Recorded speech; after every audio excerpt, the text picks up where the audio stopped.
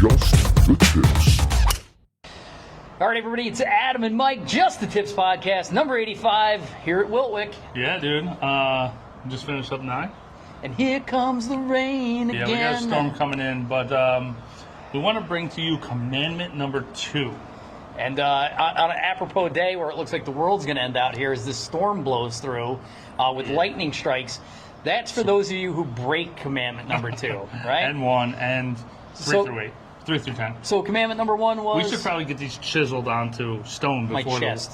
The world ends. Yeah, probably. Commandment number 1 was, thou shalt be courteous to thy playing partner. Yep. So a no-brainer, and again, these are in no particular order. They're all could be number 1. But the second one that we came up with is, thou shalt not steal. And I think this is important, and just like the regular commandments, it makes all the sense in the world. But when you apply it to the golf course, you're like, oh, there's really 2 types of people, right? Those that kind of do it by accident because they don't know, and then there's those that do it on purpose. Oh, okay, all right. We can. I see where you're going with it. Yeah. I see where you're going with that. But let's dive into the people who do it on purpose. Let's just kind of give the examples of things that happen and shouldn't. Yeah. And how to go about those situations. Yeah. So let's just say I leave my wedge on the green on 13 green. I chipped on, it rolled 20 feet past the flag where I didn't want it to go. Now I'm above the pin. I toss my wedge over towards my bag, and walk up to my putt. Then I just go get my bag and I walk to 14 tee. I leave it there. Yeah. You're in the group behind me. Mm-hmm. I don't have just the tips. I was going to say you should have shaft wraps on your wedges, because then there's only one. Yeah, but you pick that up. Yeah. What do? Put it in my bag, take it home to tell my wife about the new wedge I found. But that's the problem. Is first off, if you see the other group, like 13 is a good example. You see, I find this wedge on 13. I see the group tee off on 14. When I'm on 14, they're coming down 15.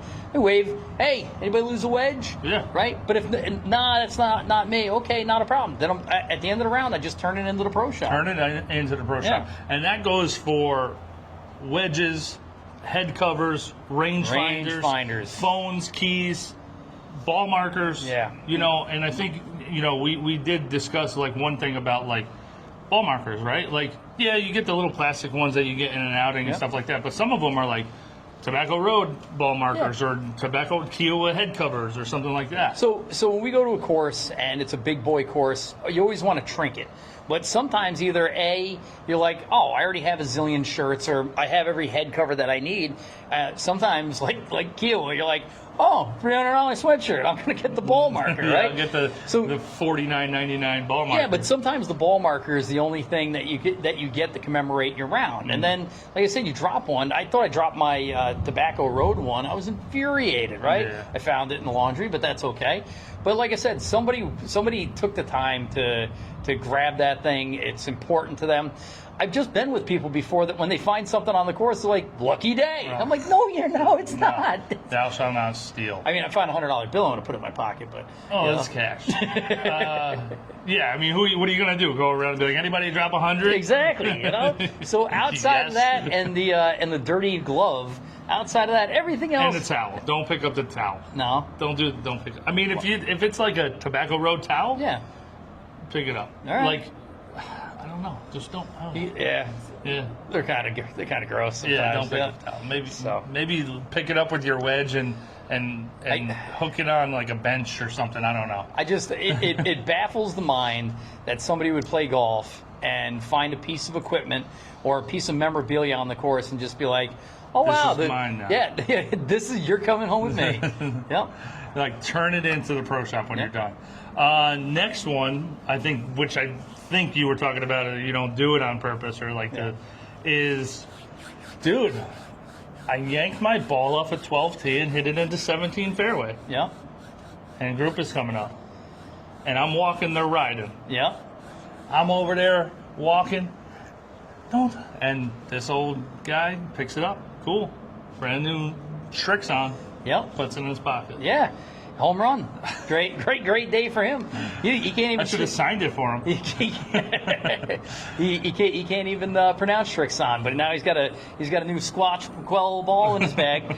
But bottom line, dude, there's nothing like walking through the rough and finding that perfect pearl. It looks like somebody dropped that Pro V out of their bag. It looks like it fell out of the sleeve. But chances are that they hit it there and they're still looking for it. I mean, there's always the exception, but if you're on the course, don't pick up a ball. Don't pick it up. Don't pick it up. Don't pick it up. Now, here's the deal, right? We've played plenty of other courses where the holes don't go alongside each other, right? It's carved out through a big piece of property like True Blues on 300 acres. Yeah. No two holes are next to each other. Stonehouse, no two holes were next to each other, It's just too big, yep. Like, I kind of understand that, right? There's, whatever, it's there. Or you found it in the woods, whatever. Yeah. But here at Wiltwyck, the holes are alongside each other. Yeah. I've been 2 fairways over before, right? You do hit it long and wrong. Don't pick it up. Yep. Don't pick it up. I'll tell you my favorite one. I was playing a match with the commissioner, and we were coming down 18 in a money match, and I hit my ball left between 10 and 18. You were there, right? Yeah, I was with you. And I watched these guys tee off at 10, and they went over near where my ball was, and you think you see somebody pick it up, and they drive away. 3-4 minutes looking for the ball, can't find it. The commissioner jumps in the cart, drives all the way up to the 10th green, brings the guy back with him and said, "Where'd you pick it up from?" Yeah, put it down. And put it back down. He did have him by the back of the neck also. And he drops the ball. He places the ball down there, and then the commissioner didn't give him a ride back. Yeah. He made him walk Kicked him. 350 yards back to the green. So people do get aggressive out there. He didn't, by the way. He didn't have him by the back. But I've had one in matches before, in club championship matches, where I'm pretty sure somebody picked up the ball. We can't find it. There was a group over there, and then you got to go re-tee because it's a lost ball. So in the last episode, we talked about like some of the shorts that we needed to do as we were having this conversation. We need to do a short where the guy picks up your ball and you just follow him around and be like, hey, did you happen to pick up a Callaway triple track? You got it. No? And then you just follow him around and you're just looking around and you're like, you see, triple track? Get a triple track. You're with him afterwards at the grocery store. He's picking out cereal. You're in the frozen food Trying aisle. to look into his pocket. Yep. He's home watching TV. You're in the window peeking in, see if he's got your ball. But there is. We talked about it, man. There's nothing more frustrating than not being able to find your ball. So again, if it's not yours, don't pick it up. Again, you're in the woods or something like that. Different story. Other places, again, we're very fortunate. We get to play a lot of really nice clubs, and sometimes the amenities, whether it's a high-end public course or one of these private courses, is really nice. Like Tobacco Road gives you a free range on these beautiful tees that have the Tobacco Road logo on there. Yep. What's the appropriate amount of tees to take before starting a round? Under over 100. Appropriate amount of tees. Yeah. I mean, there's 18 holes, right? Yeah, but you don't need 18. You're not taking 18. I would say on the high end would be 6. I was going to say 3 to 5 is kind of what I take on normally. Yeah. You know? 3 would probably be the low. Yeah. I would say 6 would be the absolute max. Yeah. I would probably, if I go to play, let's just say we play Pebble. Yeah. I'm taking 6. Yeah.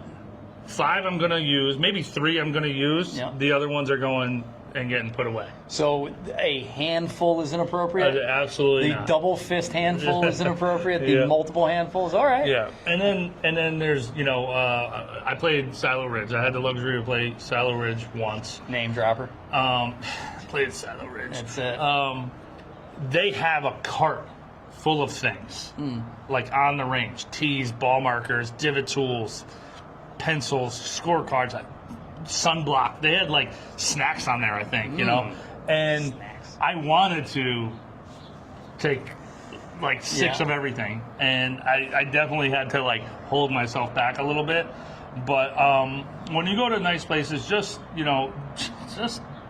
be courteous. It kind of goes back to commandment number 1, and that's what all these 10 commandments are, is being a good human. So when you're in a halfway house at a fancy club like Silo Ridge or Westchester Country Club, and they have everything in there. I mean, everything. Nachos, margaritas, candy. They had a margarita machine in one of the halfway. Just unattended. Yeah, and there's no employees there. Yeah. You're walking in, and it's not a halfway house; it's a comfort station. Comfort station. On like the 14th hole. If there was an unattended margarita machine, I would need a halfway house. I was doing 75 hard, dude. I was doing 75 hard. They had an ice cream machine in the other one, and they had like a candy store. They had like the jars of candy for toppings and everything. I couldn't. They had a nacho bar. So what's the appropriate amount to take? They had 2 jars Yeah. of like homemade beef jerky that I could have been like the tease and taken 2 handfuls, and I had to hold myself back. All right. It was listen, the 10 commandments, the regular 10 commandments, Yep. are to make you be a good human. Yep. Our 10 commandments plus those are to make you a good human and a good golfer to be around. I will admit to being in the Westchester Country Club locker room, which has like multiple attendants and has like, I would call it it's almost a comfort station. It's like a couple of couches, Bloomberg TVs on, and they have a cooler full of beer. And I'm like, I asked the attendant, I'm like, can you get one of those beers? He's like, you can have as many as you want.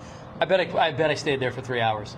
Well, if you stay there, just chill it, do man. But if you're putting cans of beers in your pockets, taking tater tots home in your pockets. All right. And was this one of those places where you tipped a guy, like when he hands you like a towel? Dude, he asked me if he wanted my shoes cleaned up, and he brought them back with all new spikes in them. I didn't ask him. It's a shine box. Yeah, so that was worth $4, man. That was a good tip. No, but you throw the guy $20, but it took him a while, and I had a beer and another beer, and I'm like watching TV. That's somebody telling me I did the wrong thing. Yeah, definitely. Exactly. That's Moses right there, dude. Last thing, what do we think? Obviously, we have the luxury of having a nice locker room here. Yeah. If you're not a member, do not go back into that locker room. There's no reason for you to be there. Because there are, like you were talking about, like a shoe guy. If you have if your clubhouse has a shoe guy, he's cleaning your shoes and he's putting them on top of your locker. Yeah. He's not putting them. But some in your guys locker. just put them there because their feet stink. They put them up there because they're not sweaty. But don't be out there going looking for a size 10.5 FootJoy. That's not the way to do it. All right. I think if I see somebody in the locker room that doesn't belong there, I'd probably commissioner them by the back of the neck and walk them out, turn them in at the principal's office. How do you know they don't belong there? I don't know. They don't look. Yeah, you remember here? Yeah. Why you naked? Why are you walking around naked? You're not a member. Ugly naked guy. Speaking of these clubhouses and the bathrooms and stuff, I will take a comb. Tobacco Road's got the mouthwash and the deodorant. Yep. Which is nice. Kiowa's got a nice setup, dude, for their bathroom. Go ahead.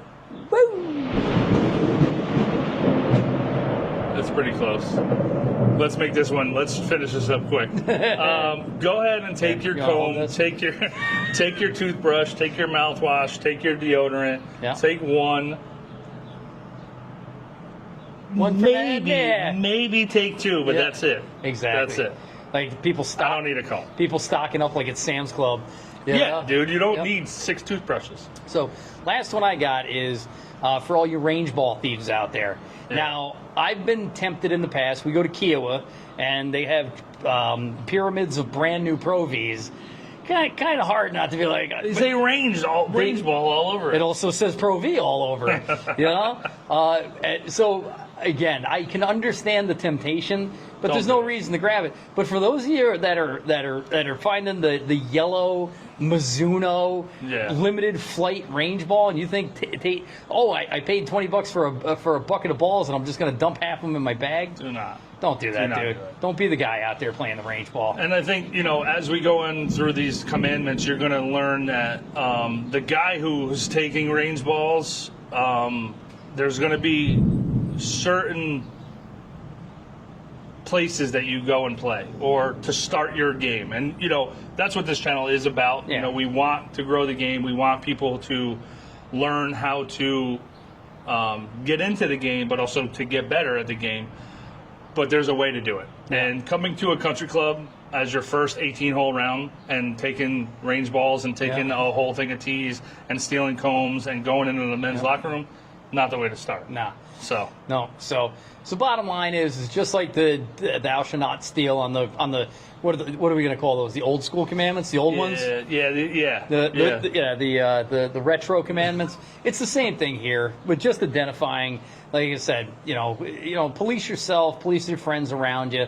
There's just no reason to be that guy. One thing we didn't talk about is sneaking on a golf course. Oh yeah, don't sneak on a golf course. That's not cool.